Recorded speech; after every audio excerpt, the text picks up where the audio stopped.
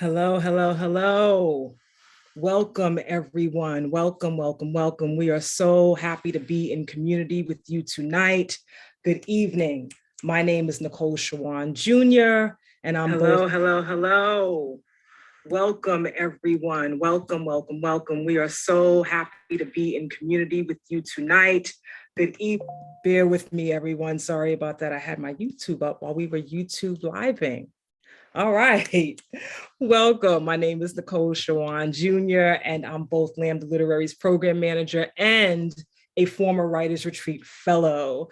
I am currently wearing a camo jacket, a green shirt, a gold rope necklace, and a pair of black glasses with a gold bridge. Behind me is a bookshelf full of books. Welcome to the second night of Lambda Literary's first ever public Writers Retreat for emerging LGBTQ voice reading series. Since 2007, Lambda Literary has curated our annual Writers Retreat, bringing together brilliant emerged and emerging LGBTQIA plus fiction, nonfiction, and young adult fiction writers, as well as playwrights and poets. Typically, we meet in person on a college campus somewhere across the country.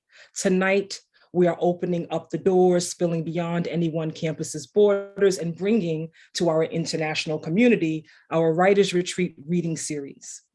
The Writers Retreat for Emerging LGBTQ Voices is made possible by the generosity of individual as well as institutional supporters, such as the National Endowment for the Arts and Amazon Literary Partnership. Tonight's reading, like all readings during this week-long series, is sponsored by Brooklyn's independent bookstore, Books Are Magic. I want to take a moment to acknowledge the members of Lambda Literary's Board of Directors who are currently here with us this evening. Thank you so much for joining us. Michael Samuel, welcome. I'd also like to take a moment to appreciate you, our audience members, for joining us. After a year and a half of sheltering in place, we know many of you would prefer to be outside and off screen, so we extend our sincerest appreciation for your time and presence. Finally, gratitude to the 2021 fellows for the courage, creativity, and brilliance you all are about to drop on us throughout the course of this reading series. We are truly proud of y'all and are grateful for you to showcase your work this evening.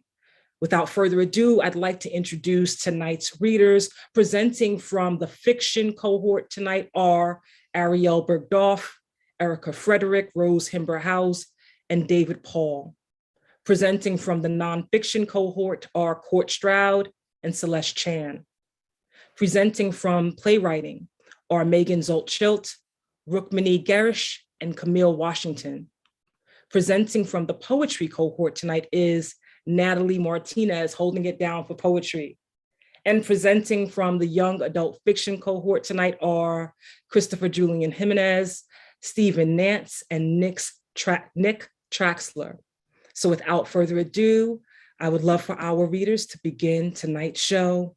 I'm welcoming Ariel Bergdorf to the proverbial stage.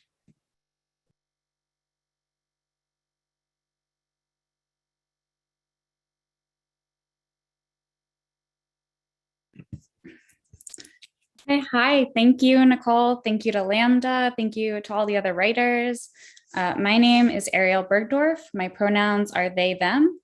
I am a white femme wearing a white sweater, and behind me is a cartoon map of New York City. And tonight I am going to be reading a short excerpt from my novel. And I think really the only thing you need to know about it is that it is set in 1980s Spain. Okay. Let's get out of here, I said. He shot me a look. It's 4 a.m., Natalia. All the clubs are closed. We're not going to a club. Fernando followed me out the door, probably more out of curiosity than a desire to hang with me. There were still a few stragglers out, those who had missed the last metro, drunks, drug dealers, homeless people sleeping on park benches. I walked swiftly with all the confidence I could muster, though I worried several times I might be lost. It took what seemed like forever. Fernando was silent the whole time, deep in thought. Several times I had to check behind me to make sure he was still there. Finally, after hours of walking, we reached Cerro del Tio Pio Park, or Park of the Seven Boobs, as it was more popularly known. In daylight, the rolling hills around the park looked like breasts. When I started to walk up the hill, Fernando broke his silence. Enough, I can't make it up that. My legs are numb as is. Just a few more minutes, I said, then took off running without waiting for a response. He followed reluctantly, more crawling than walking. What else was he going to do at that point? Turn around and go home? When I reached the top of the hill where it fanned out onto a big grassy plateau, we both collapsed on the ground, breathing hard. Why the fuck did you drag me here? He asked. There were many reasons. One was that I had found intense physical exertion was great for clearing the mind. The second lay behind us. Turn around, I ordered. Ancient blue gave way to young hues of peach and gold as the sun's light stretched upwards, setting the city aglow. The city here had an otherworldly feeling that recalled space, distant planets, and galaxies. The Guadarrama Mountains hung like a painting in the background, giant bodies nestled peacefully into the rest of the landscape. Dark, unrecognizable shapes of buildings and trees cut through the sky. It was beautiful, but the kind of beauty that might provoke anger in a certain mindset. Beauty that most would never see, save for the laborers, mothers with infants, the poorest of the city catching it out a window as they rose to clean and make coffee while the wealthy dozed on. Up here, it was quiet, but never silent. Soft noises barely reached us. The traffic, sirens, birds chirping, babies crying. A lump bloomed in my throat. Here was why I loved this city, why I could not bear to leave it. Thank you.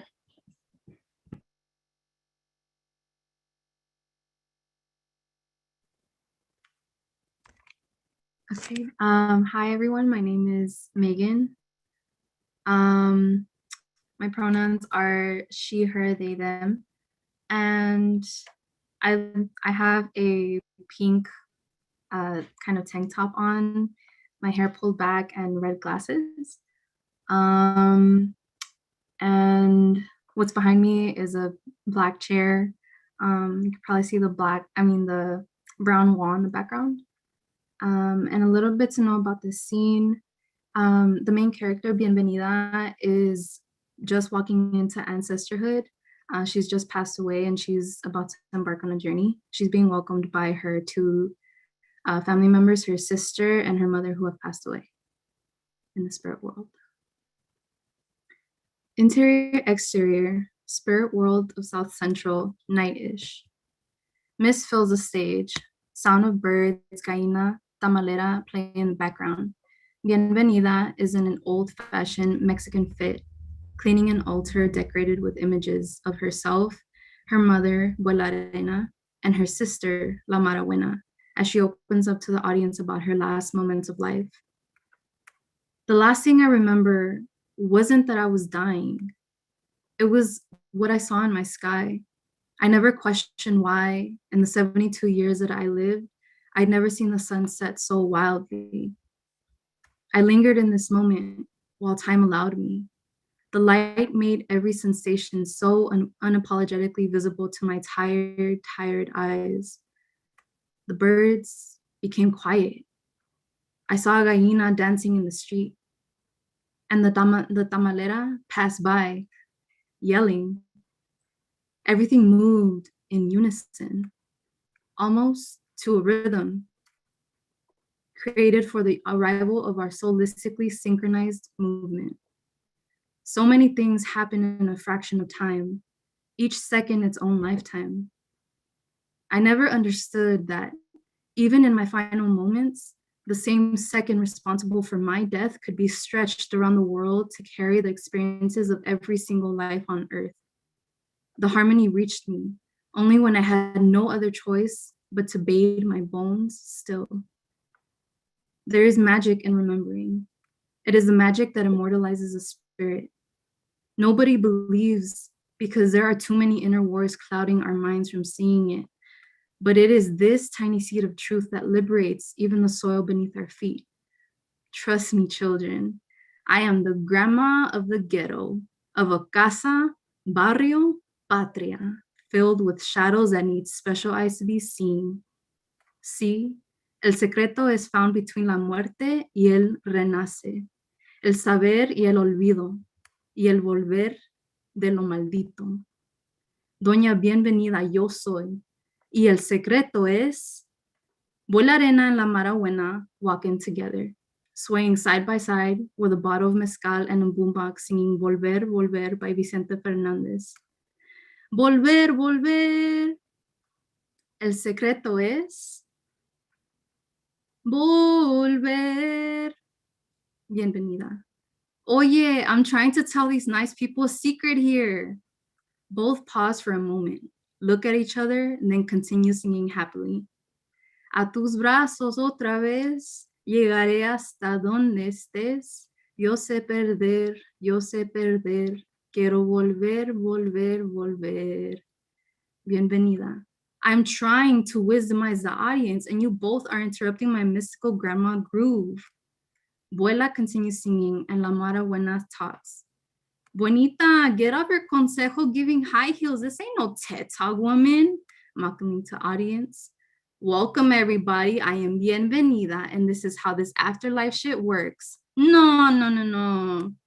To audience, disculpe mi gente, pero this is a motherfucking barrio of the what's been. Limbo town, look around, mujer.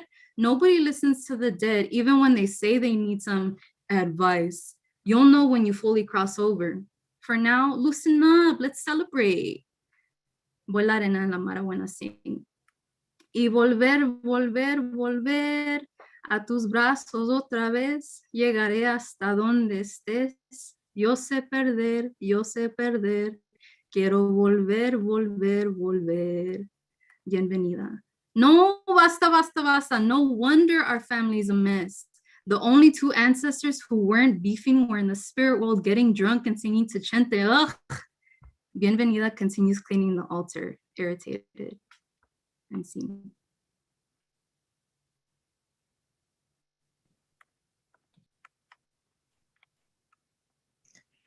My name is Erica Frederick. I use she, her pronouns. I'm a light-skinned Black femme. My hair is braided and beaded. I'm wearing clear glasses framed in gold. I have a nose ring and a septum piercing. I'm wearing a maroon shirt and a gold necklace with the letter E. The wall behind me is white.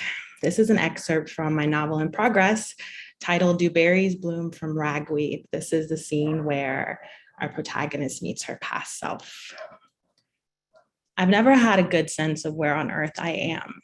I'm always lost, so every place feels as close as it feels far away. Feels like nowhere.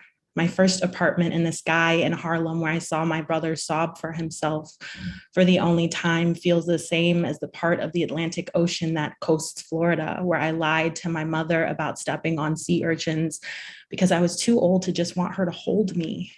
Everywhere to me feels like Harlem, feels like Palm Beach, feels like Venice, feels like Jacmel, feels like Limbo. So I'm not as frightened by this bright and empty nowhere as I always thought I'd be. Feels like home. But when I think of home, I'm there. When I think of yesterday, it is. She's in my bed in my sky-high Harlem apartment, but not the one I just mentioned. Not the one that my brother and I fled to when we fled home. Not the one rented to us, even though we were really just kids, because the landlady hugged us and said we looked just like her used to be children. Not the one where I sobbed for myself always until my brother one day decided my tears were tools for manipulation. This wasn't my first apartment. It was my last. She's in my bed, asleep under white duvet on top of white sheets that I recently stopped having to fear I'd bleed onto. All my life, I'd wondered if everyone was lying about their period staying in place, not always leaking out through underwear, pajama bottoms, bedspread, mattress, bed frame, floor. I see her so amplified. The patch of coils at her hairline is rogue streaked, shocking white. I notice how fully freckled she's become, how skin tagged, how Morgan Freemaned.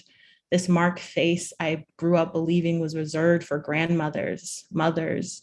I stroked her sideburns, still downy as ever, still all the way down to her chin. I placed my palm on her sternum. I stopped remembering how cold my extremities are, how the core of me runs hot. It's been so long since a late night fuck left me complaints about my freezing heat.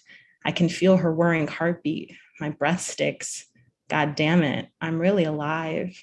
And she, her, me, Evie opens her watery eyes. She blinks. She whispers, it's finally happened. I've multiplied. I say, you're dying tomorrow. She turns to lie fully on her back. Under my hand, I feel her heartbeat fast as a newborn's. Her eyes redden, water more. I feel the residuals, the sharp twinge of cry behind my nose. She croaks. Who's going to plan my funeral? I say, we should probably just try and get you not to die. She asks, how did it happen? I don't know. I just woke up dead. Was it terrifying? I say no. It feels just like this, only lighter. Feels, I think I'm still dead. She clasps my wrist. She says, you're so cold. She says, I shouldn't have skipped this year's physical or the last 20. And as she says it, I think it. My thoughts, her words, they harmonize, echo. Weird. She takes my hand off her and rises. The hair off the pillow is flattened in the back, but it springs every which way when she ruffles it. She pulls out from under the duvet and stands. She stretches up her arms and I get the full naked of her, the broad placard of her flat chest, still very much the belly, but hollow now, less rounded out by life than I pretend it still is. I catch every pucker and tag and hyperpigment. And didn't I already say this? God damn it, I'm alive. Thank you.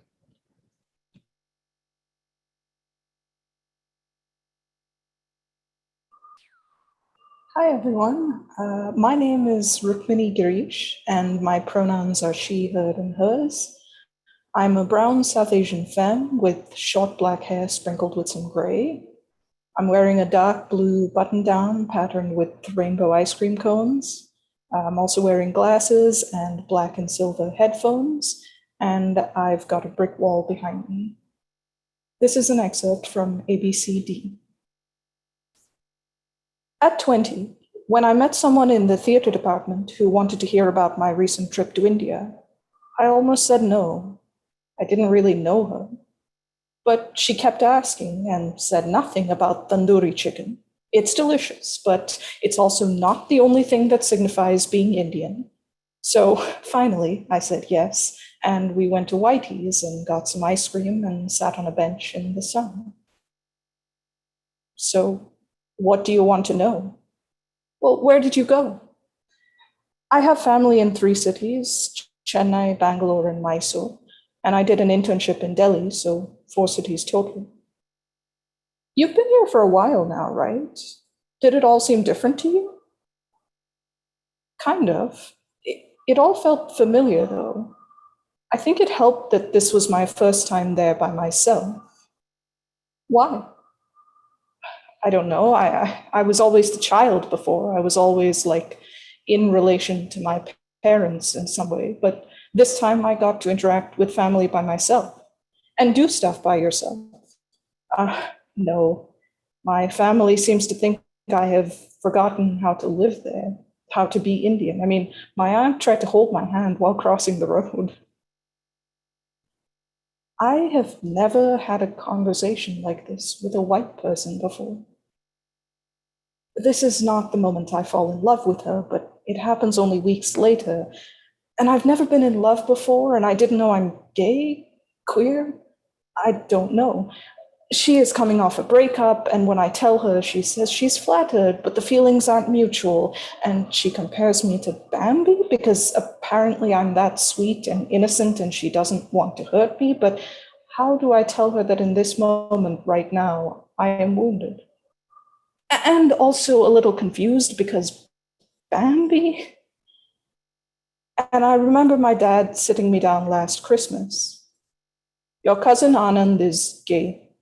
That Gary who we talk about is not just a roommate. I wish I had told my father that it's not such a big deal, that my cousin is welcome to Gary or whoever else he decides to live with in the future. But I have never met Anand.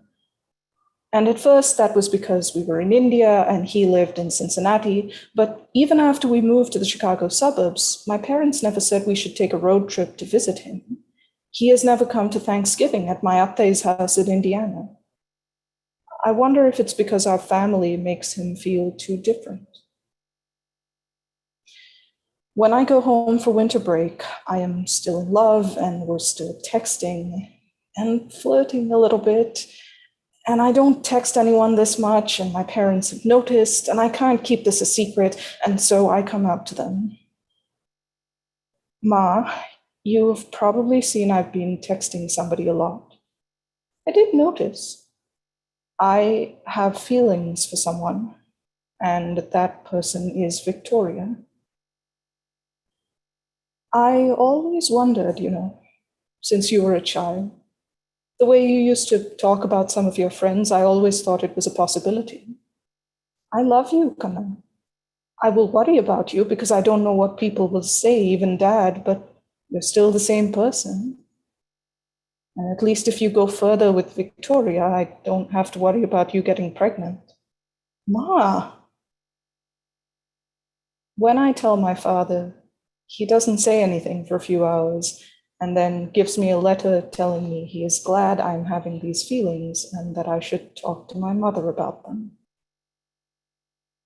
I think he still wonders whether if we hadn't moved here when we did, things would be different, whether I would be different. Thank you.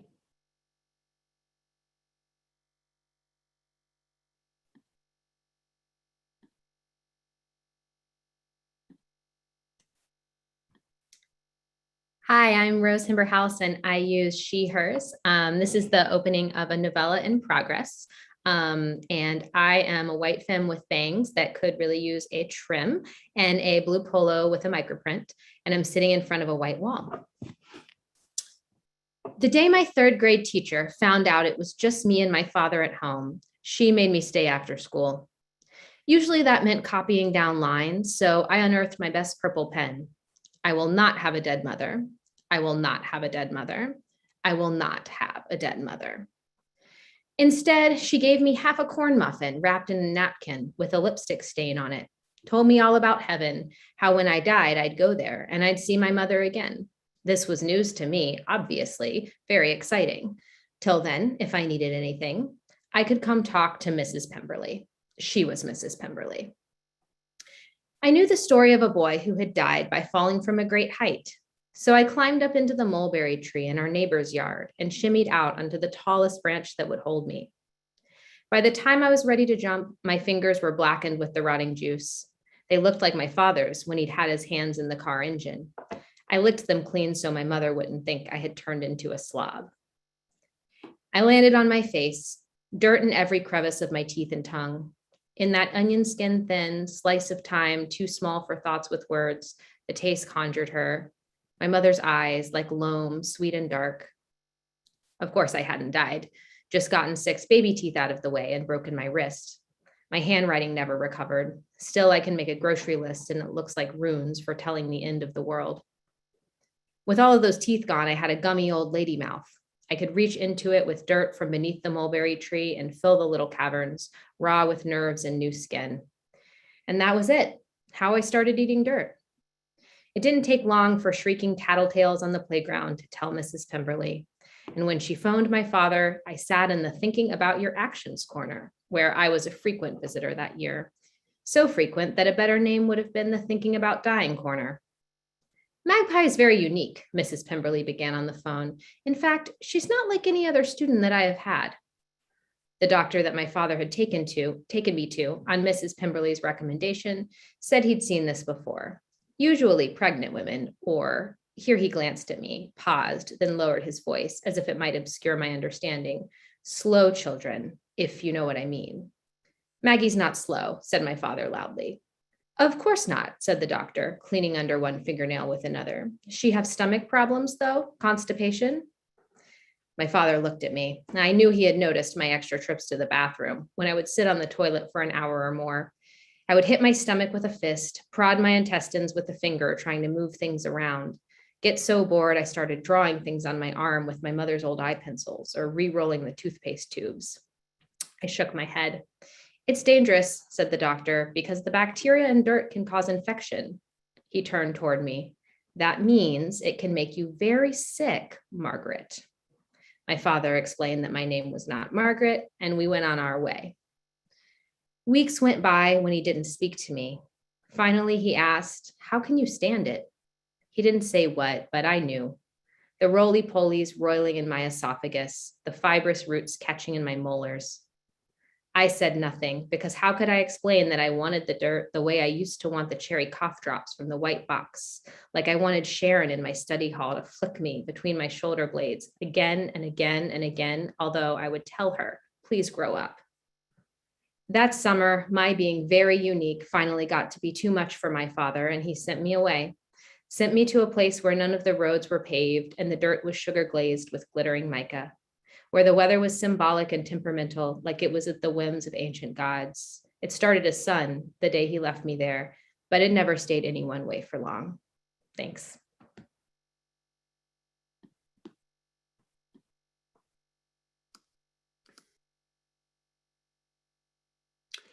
Hello, my name is C. Julian Jimenez, and I'm a YA fiction fellow. I use he, him pronouns. I am a Dominican and Puerto Rican queer man with long brown and gray hair. I'm wearing brown round glasses and a plaid purple and yellow cowboy shirt with silver embroidered and sequin embellishments on the shoulders. Behind me is a chrome bookshelf with photographs, journals, and sculptures I've collected through my travels, and also various paintings by Sosua Dominican Republic locals and queer artist friends of mine, Amy Morse, Ryann Cooney, and T.M. Davey. I'll be reading from my in-progress YA novel, Nico Was a Fashion Model, based on my first play. On my 16th birthday, Jessie gives me an old cassette player and a mixtape of Nico songs from her days with the Velvet Underground to her experimental solo stuff on the Marble Index. Jessie insists I listen to music on a cassette. He knows I don't have a record player, but he says cassettes are the next best thing. He hates iPods. He says the way they are manufactured is destroying the studio quality of the music sessions, not to mention destroying the ozone. I ask him how, and he proceeds to tell me the environmental horrors of Apple, but I don't really pay attention. I just shake my head in agreement. If Jessie says it, it must be true. I don't tell him my parents gifted me an iPod. Later that evening, I listened to the Nico mixtape. I'm not sure if it is the melancholy in her voice or the spell drive of the droning orchestration that make Nico a great escape from boring-ass Long Island, but I know instantly that no artist has ever touched me so deeply to my core. Whether she is lamenting about burlesque queens or a morphine-induced Lenny Bruce, she has a way of making me get out of bed every morning. Now, I'm not exactly sure who Lenny Bruce is, but it sounds like he lives an extremely sad life. He must have grown up in Levittown. Though through these mixtapes, Jessie introduces me to the greatest music artist I've ever encountered. Jessie argues, though, his girl is Patti Smith. Jesus died for somebody's sins, but not mine. That was the first lyric Jessie ever heard Patti sing after he stumbled upon a $2 copy of Horses at the Salvation Army on Gardner's Avenue.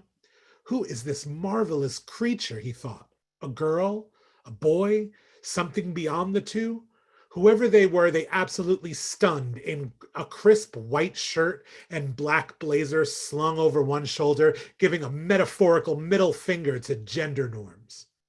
Jessie said he ran home from the thrift shop, threw open his portable record player, and put the needle on the record. A goddess wailed. He laid down on strewn clothes-covered floor, listening to Patti's swirling voice while watching the ceiling fan oscillate. It whipped around in perfect synchronization with the music. The final two chords of Free Money played, and then the needle retracted. Jessie was absolutely destroyed, and that was only side one. Jesse is the epitome of cool. He wears jeans and t-shirts with seams held together by safety pins. I tried doing the same safety pin look once, but my mom was afraid I'd stab myself, so she confiscated my pins. My mom is not cool. She is a 5'6" Puerto Rican beast of a woman. What she lacks in height, she makes up in ferociousness. I call her Grendel's mother from Beowulf because of her monster-like personality, although unlike the epic poem, I know that if I came home like Grendel, wounded with my arms ripped from my sockets during battle, she would somehow make it my fault. She's really pissed at me over my newly pierced septum. Jesse thought we should get pierced together, so last weekend we hopped on the Long Island Railroad and made our way into the city. Jesse knew of a place in the East Village where they would pierce us without asking for ID. He has an eyebrow ring now. Mom flipped when I got home. She started shouting at me in Spanish. She never did teach me Spanish as a kid, but I can make out a few choice words. It wasn't good. Tensions are still high now, but the remedy is Nico. I play those mixed tapes and nothing can get me down. Thank you. Hello, I'm Natalie Martinez. My pronouns are she, they. I'm a light-skinned Chicana and indigenous femme with short brown hair. I'm wearing a cream sleeveless blouse with a black skinny tie. Behind me is a blurry stack of unpacked boxes, books, and two small poet dogs. I'm reading an excerpt, two poems from Undersale Disciple Lash. Tomorrow you had better use your soft hands. Because I have a thick skin, the kind of thick that doesn't let time pass or anyone inside a thought too long, call it errancy or perhaps more accurately, avoidance. But I've got long sentences I've got to recover from this because it's been too long for a grief to have no punctuation. Women have me carry things. They have me carry things for them. These women that I love, they have thick skin. At the end of it all, they usually end it. I didn't see it coming. I never see it coming. Maybe it appears I'm invulnerable because I have a wide gate. Maybe I let too much time pass between saying a thing or what I need. Appeasement is my small god. Sometimes it's a camera and we are hanging over saguaros, capturing their shadows, their fruit, where no one else can see us holding these soft-spoken hours that verge towards red. Anyway, they like me to hold things for them, like a dolly gripper on a film set in a movie I'm not directing. Once it was an old radio over a small body of water because a woman I loved could not touch me, so she had me touch the radio. Call it metonymy, perhaps, but I stopped feeling love coming, which can do terrible things to a mind. And of course, it's dangerous to hold electric things over water, but how do eels exist? Because I'd like to have their slick anyway, not long after she said she left. And I guess I just needed to have a thicker skin. After she left, she started touching someone else. And I wonder, do they too have to hold the electric things I did? Because I didn't see it coming. Maybe this is about my mother, how I like this unpredictability and care, or knowing where I actually stand. This woman I once loved, she told me to write a red stanza because who wants to go to bed with a distressed daughter or a woman like me holding the eels of others in their bodies? I mean, it's much sexier to hold a red stanza in your hand, at least to her. Maybe it's good I stopped feeling love coming. Maybe grace will turn its back and allow the shape of arrows, because that's the kind of thing I'd like to hold someday in my soft hands. Gemelis, gemelis. Separation has always made me. Mercy, salvage. The young boys inside and beside me, braced. Features too large for this face, doe-eyed, sometimes sharpening, sometimes straining, bladed girlhood, teeming with difficult blossom. Who am I touching? You? Brunette and brooding, a reptilic dark, the rune of meridian, spine electrical. Some days the pelvis also difficult and wreckage. But isn't this what you are looking for? A most patient catastrophe released, Silvered miracles and ready, strapping their sex, their sirens never needing rescue. And behind me, a future, past arching their back into youth. Beneath me, lips and seed and sleep and reversed water. Who am I touching? When I am awake this morning, terraced but bare at 43, asking the genius editors of Bone about this asterism of mirrors. Can you undouble this birth, unspeak their plural? Can you unmake an intimacy?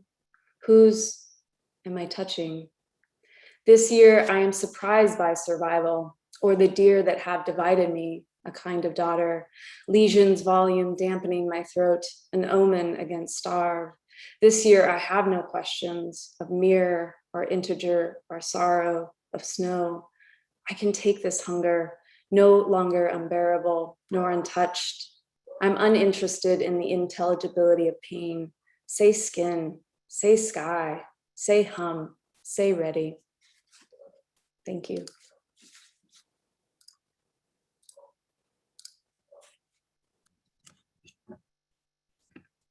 Hello, my name is Stephen Nance, and my pronouns are they, them. I am a white person with short strawberry blonde hair and brown eyes, wearing a short sleeve button-down shirt featuring pelicans in boots. And behind me is a bookcase and a bed. In this excerpt from the Northern Great Basin Feminist Bird Club, teen birder Sayer Dunn has just run away to a wildlife refuge in Eastern Oregon. I gave Val a euphemistic version of the story. After spring break, my parents decided to take an interesting new approach in their relationship with me. They arranged some thought-provoking encounters with an improbable mentor. This ultimately resulted in an engaging visit to a prestigious institution. Finally, the pursuit of fundamental truths inspired me to come to Tulare a bit in advance of my summer residency. Starting immediately, I would undertake an interdisciplinary project that would satisfy my remaining academic requirements and allow me to graduate with honors. I didn't mention the church or the hospital or the police, and by with honors, I meant at all. Some might call this lying. My friend Mercy would call it aspirational reframing.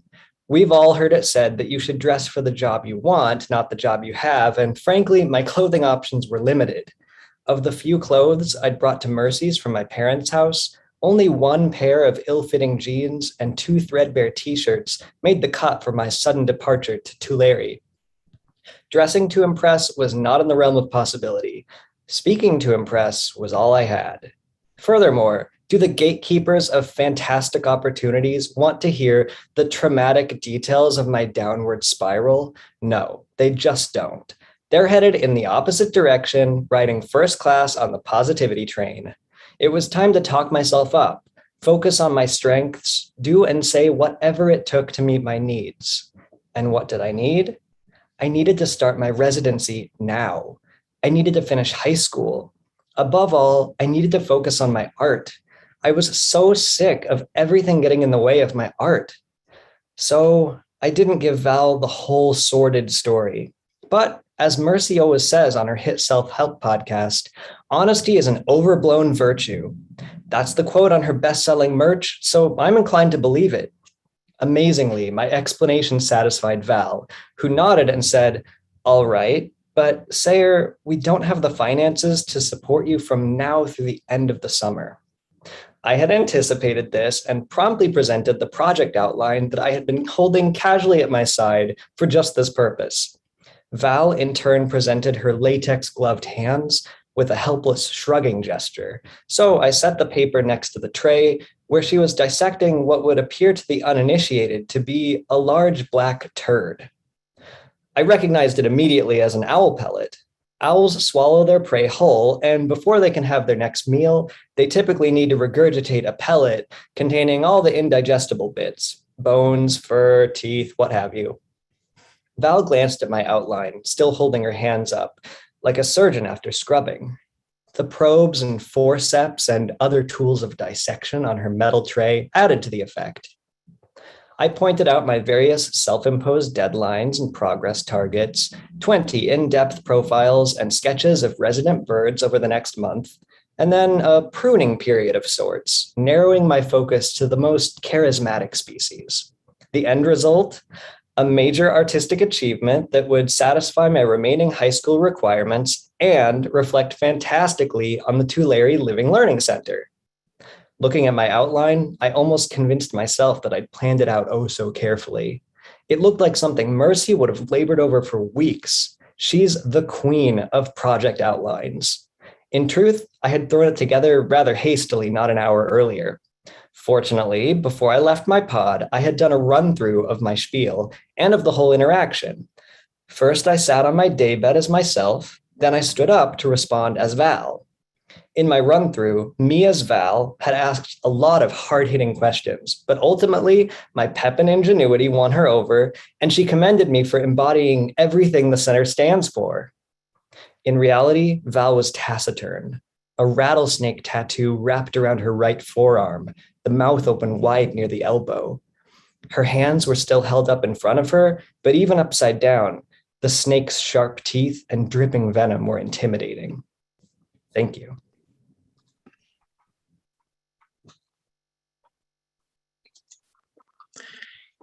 Hi, my name is David Paul. My pronouns are he, him. I'm a white gay man and I'm wearing a print shirt in multiple shades of red. Behind me is a blurry background, not unlike the San Francisco fog.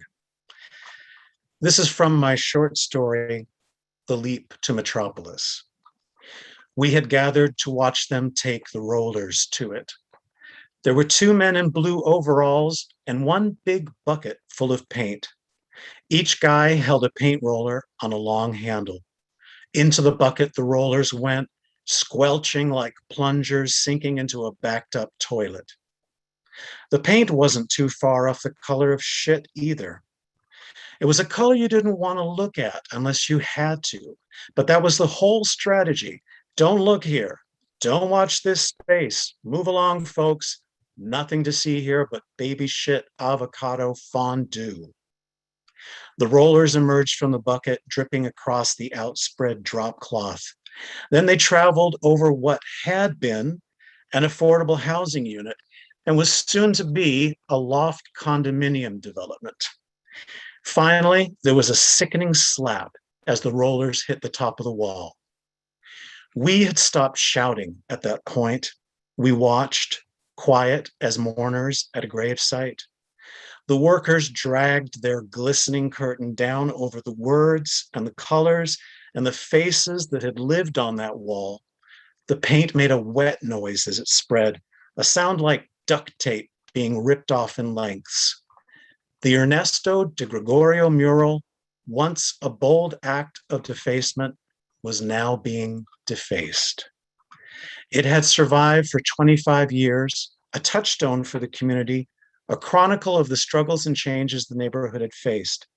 It was wild, hallucinogenic, celebratory, life-affirming, but not everybody loved it. It didn't shy away from showing the dark side of the city, but everybody respected it, or said they did, until it got in the way of progress. Housing was needed for the latest migration, not of refugees, but of tech wizards.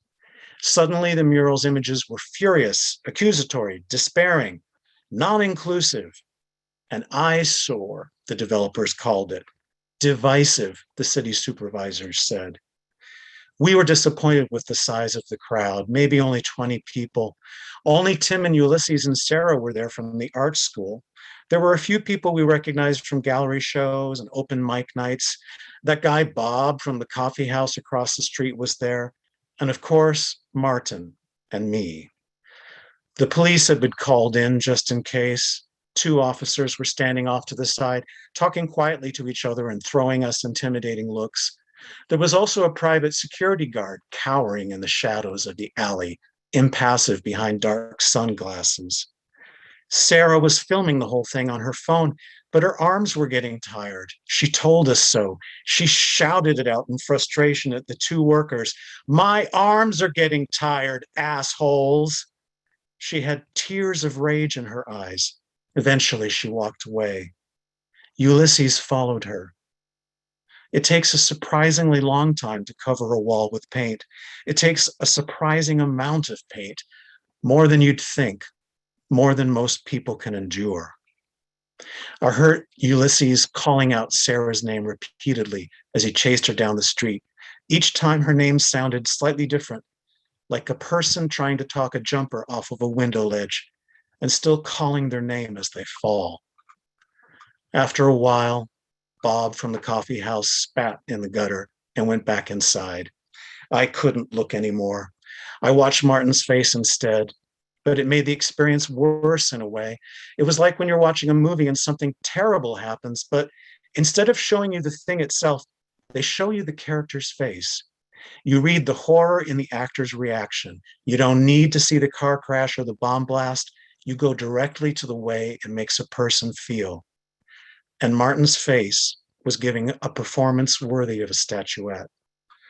Martin loved the thing they were covering up. He'd grown up in the glow of its stories, watching the materials one by one over the course of his childhood. He'd had a view of the wall from the house he grew up in and had known it back when it was just a facing of old bricks, scrawled with obscenities and turf markings, before it had become beautiful, before it had become art. It was why he'd become an artist, Martin said, because that mural taught him how to survive on beauty when shit was too real. Thank you. My name is Stroud. I'm a ginger wearing a dark blue shirt. I use male pronouns. Behind me is a zoom background of our beautiful endangered planet at night. Here's part of a nonfiction essay I wrote about assault called Freeze. A hand brushed my crotch as the subway left the station. We were crammed inside the E-train. I was heading from my gay-friendly neighborhood to a midtown Manhattan office. More commuters pushed into the car. I got shoved into a metal pole as the doors closed. Fingers stroked the front of my pants. A bead of sweat trickled down my armpit. I looked into the face of a balding man with a comb over. He was taller and heavier than me, but his size shouldn't have intimidated. "Back off," I yelled. Then I punched him, but only in my imagination. My voice was trapped at the back of my throat. I couldn't move. My arms and legs felt as though they were weighted down by 400-pound dumbbells. His eyes were transfixed behind me as he held the silvery pole with one hand and fondled me with the other. The train stopped. He stopped. More people packed in. I couldn't breathe. When the cars inched forward, he began tapping my zipper in a perverse Morse code. He was grinning. Perhaps he believed I enjoyed his touch.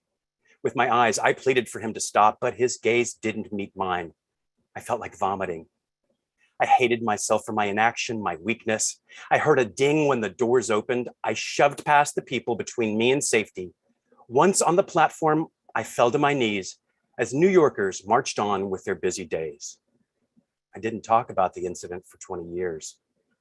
Because it happened in public, this time was different. But it wasn't my only sexual harassment or assault.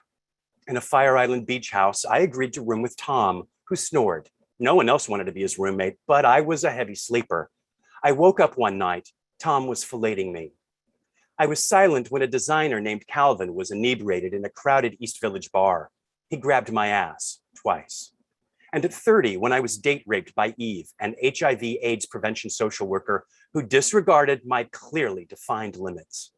And in college senior year, I auditioned for a play. "Unbutton your shirt," the director said. "I want to check out your chest." In sophomore year, a blonde bodybuilder named Ken invited me to his apartment. I was 20 and naive. After we kissed, he wanted to have sex. I said no. "Shut up or my neighbors will hear," the rapist said, clamping one hand over my mouth while pulling down my jeans. Even in childhood, it happened. Like in the 3rd grade. "Your mom sent me to pick you up. Better get in," a middle-aged man called from his car. I was walking home in my Cub Scout uniform. I refused. "You'll be in so much trouble," he said. Why me, I wondered. I'd been called a faggot at school. I must be broken. Of all the kids, he picked me. And I didn't tell after my biological father forced me to join him naked in bed. I was 6. Along with my innocence, these sexual violations robbed me of my voice.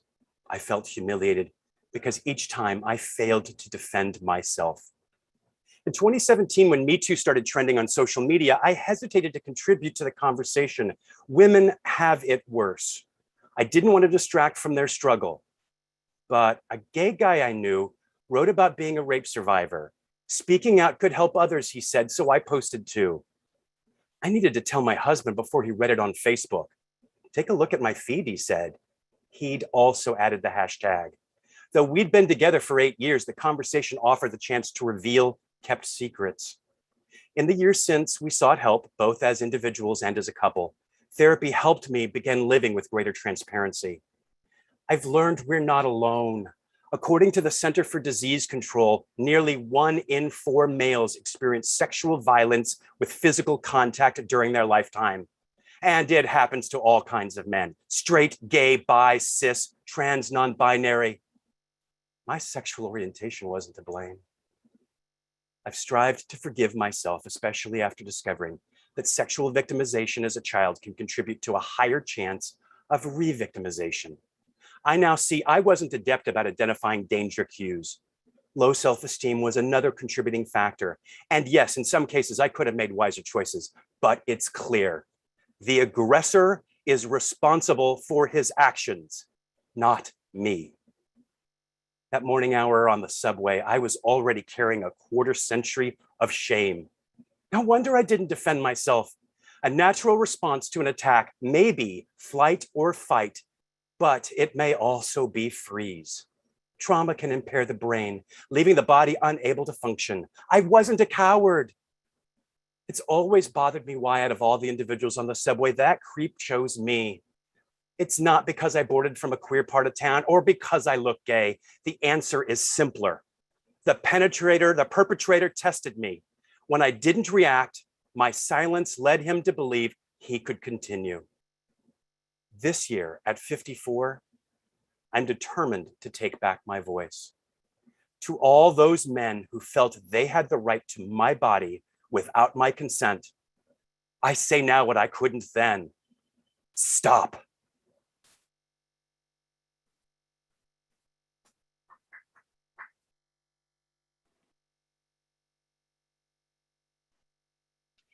Hello, my name is Nick. I use she, they pronouns. I'm a white, queer, non-binary person with short brown hair and shaved sides.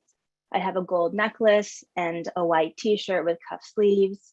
Behind me is a white wall with a large rectangular whiteboard surrounded by a collection of green leafy plants. This is an excerpt from my Lambda application sample from my novel in progress, Jasper in Flight.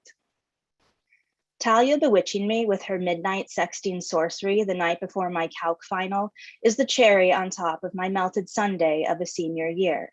Now, in the harsh light of morning after, the sound of a lawnmower jolting me awake rather than my phone's alarm, I rush around my bedroom in my underwear like I've forgotten what my hands are for. The simultaneous tasks of getting dressed and packing my backpack for my last day of high school impossible when my scrambled brain is more focused on analyzing whether a hookup counts when it's via FaceTime. I stuff my blue button down into my plaid skirt and send a silent prayer out into the universe that my dead phone will miraculously have a full charge by the time V picks me up. Distracted by mentally drafting and revising a text to Talia on loop, I zip my thumb up with my skirt. Shit. I press the injured digit against my lips and spin toward my bed. My eyes fall to the rumpled floral sheets that practically smirk in accusation. With a huff, I yank up the black comforter pooled at the foot of my bed, as if this single act is enough to douse the wildfire blush raging across my cheeks at the heated memory of touches and sounds. I stack pillows in smooth corners and shake my head to etch-a-sketch Talia's face from my mind. A hopeless exercise, given my brain evaporates whenever I hear Talia's music box voice or see her crooked, mischievous smile directed at me, even through the 1 a.m. white glow of my cracked phone screen. I give my comforter one last tug when a warm, slobbery tongue licks my calf. Twisting in surprise, "Clive!" I yelp when my elbow connects with my headboard. Hearing his name, my dog hops around on his meaty paws in his best feed me dance. I grit my teeth and dig my elbow into my palm. Despite the throbbing pain, I laugh at how his excited body ricochets between my dresser and bed frame like an 80-pound pinball. Okay, I say when he barks. Give me a minute. While I shake out my arm, my phone vibrates from where it's charging on my nightstand. My heart plummets to my stomach. Rationally, I know it's too early for Talia to text me. Unlike me, she doesn't have to be up this early for final exams. But my stomach twists with panic at the thought that it could be. And if so, what is the appropriate level of casual after your hot coworker watches you get yourself off? I'm still figuring my way through what I did, and I don't know what kind of text I want from her. One that acknowledges this undefined thing growing between us over the last few months that I've worked at Hideaway House, or another random thread of Golden Girls GIFs that I'll spend all of first period analyzing the deeper meaning of. In the seconds it takes for my sweaty palm to reach for my phone, I've already constructed a mental montage of Talia's fingers entwined with mine while we walk around the mall drinking bubble tea and matching slip-on Vans. Truly sickening. My mental spiral is for nothing because V's name, not Talia's, is on my screen. I exhale in relief, then slip my phone into my backpack without reading V's text. Knowing her, it's most likely in all caps, "Get your ass moving, bitch," alert that she'll be here any minute. Clive's wet nose nudges my leg to remind me that he's still here and still hungry. "You're so demanding," I tell him as I run my fingers across the velvet soft wrinkles on his forehead, then sling my backpack over my shoulders and scan for my favorite pair of maroon skate highs amongst the topography of clothes piled across my floor. With only 4 hours left of high school, I'm willing to risk the St. Ignatius dress code violation. Besides, given my recent nocturnal sexcapades, it's safe to assume that my level of fucks for this school year is officially cranked down to 0. Thank you. Good evening, everyone. My name is Camille Washington, she, her, hers, and I am a fat, light-skinned Black femme with shoulder-length curly brown hair. I'm wearing a mint and mocha striped shirt, and I'm sitting in a deep terracotta colored room with colorful abstract art and a small Black round canvas and a little round globe light off to my right behind me. I am in the playwriting cohort, and I'll be reading an excerpt from 5 Cars Back. This is a play very loosely based on a harrowing story my father once told me about racist train conductors forcing him, his siblings, and mother into a lavatory while traveling by train across Texas in the 1970s. In the play, a mother and daughter, a porter, and a stranger end up trapped in a phantom train car leading them to an unknown destination. Scene 5. Lights up on Porter and daughter, sitting on the floor with their backs against a crate. Porter is adjusting and buttoning his shirt. Mother and other woman stare from the opposite end of the car, still reeling from the drama of Porter passing out and the discovery that he has breasts. Porter: "My daddy play the blues. My Bialy does right, you know, sit around and stew in the bygone. He bygone." Daughter: "He sing?" Porter: "Yeah, tries." Daughter: "You sing?" "Yeah, sometimes." Tenor? Baritone in my dreams. Daughter: "My daddy's eyes are Ophé gray." Ophé gray, huh? Daughter: "Mama says his daddy's daddy was made blind by his mean white father one day for no reason. Had cloudy eyes like when snow melts into a puddle and then freezes. Her eyes are black." Porter: "Yeah, I noticed." Daughter: "No, not her. My mama. She says she comes by them honestly." You call her mama. Thought she was. Who is she then? Daughter: "She my mama too." Huh? Daughter looks really deeply at his eyes to the point he grows uncomfortable. "Your eyes are very light." "No, they ain't. Plus they got just a touch of green in them. It's too dim in here for you to tell that." Daughter: "My dark eyes got a knack for seeing colors." Always have. Your light eyes are just this side of green. They're brown. Everybody in my family has brown eyes, dark brown, brown, all brown. Daughter, you know how when you look at trees in the distance? What? You grew up around here? No. Daughter, they got trees where you from, right? Lots of heavy top trees and patches of tall grass. Thick with leaves? Yes, except when they start changing. Oh, you know how when the air gets cool, the trees change color? Mm-hmm. That's how your eyes look. Like at any moment, they might switch into a burning red or orange and then die. Die? Daughter, you know what I mean about the leaves, not your eyes. You got a peculiar way about you. Thanks. No, I meant what? Nothing. Daughter, you come by your eyes the right way? How would I know that? They pretty. Yeah, pretty brown. You act like there ain't no more colors than the simple ones. Eyes are simple. They blue or green or brown, gray or gray. You think your eyes telling your story? I got a story. Me. My eyes are a part of me, like my elbow and my big toe. Daughter, gesturing to Porter's chest. And no, those don't belong to anybody, not even God.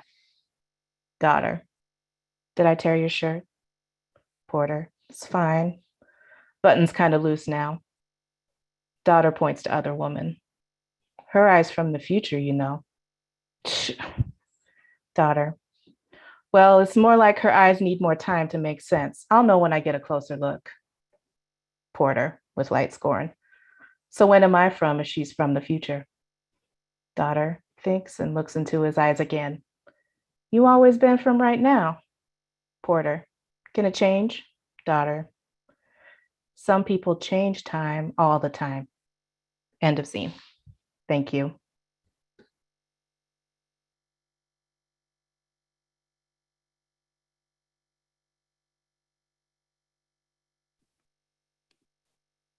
Hi, my name is Celeste Chan. My pronouns are she, her, and hers. I'm a queer Chinese American femme. I have bangs and long dark hair, clear glasses, and red lipstick. I'm wearing a turquoise sequin sweater, and yes, there's a bookcase behind me. I'm reading an excerpt from my memoir essay. Wandering the streets of Shinjuku, I fall into a red-lit doorway and run down the basement steps. I'm swaying, sweat runs down my lip. Attractive. I see ravers in fishnet dresses, magenta pigtails. There's Rainbow Bright hugging a furry unicorn, strawberry shortcake in stripy tights, fairies in stilettos and stockings, all dancing under disco lights. I've stepped into Fruits, that Tokyo style book, and I'm just taking in all the crayon-colored wigs and gold feathers and rhinestone spackled heels. Stretching my arms through the crowd, I find a silver wall to lean against. I try to talk to the women next to me, but it's too loud. My tongue is dumb, and I am ABC, American-born Chinese. Fumbling against the wall, I don't know the culture. What distinguishes Gothic Lolitas from sweet Lolitas, rockabillys from ravers? Novice is my name. And it's too hot. I take out my bottle, splash some water on my face. Splat. My grandfather's head tilts upside down. They bring buckets and buckets to hit his face. Wave after wave. He screams water.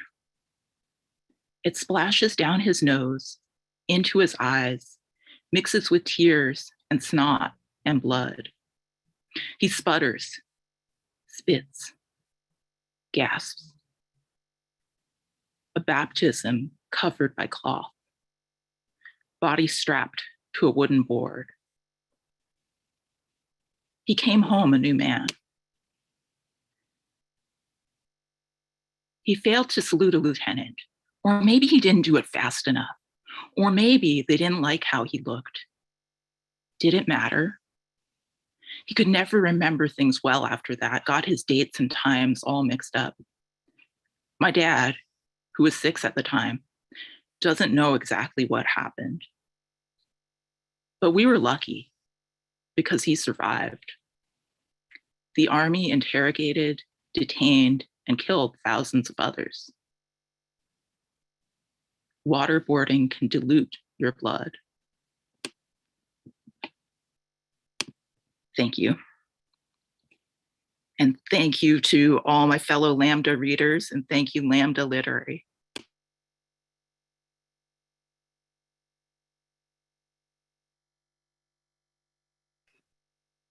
Wow. Just wow. Thank you so much. Everyone, please join me in showing mad love to all of tonight's readers. This has just been such an incredible showcase. It is our first fellows reading of this reading series. These brave fellows were the first to come out and really to pour their hearts and their craft and their artistry before us all. So for that, they deserve mad love.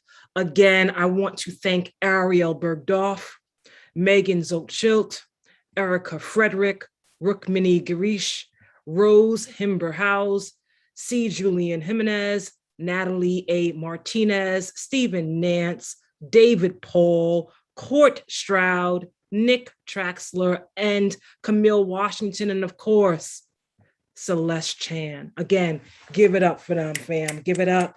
Please register for tomorrow night when we will have more of the 2021 Writers Retreat Fellows performing from the fiction, nonfiction, playwriting, poetry, and young adult fiction cohorts. If you'd like to register in advance for tomorrow night's show, I'm going to throw the link right into the chat for you. So the link is in the chat, and we look forward to seeing you all tomorrow. Have a safe, peaceful, and blessed evening. Good night.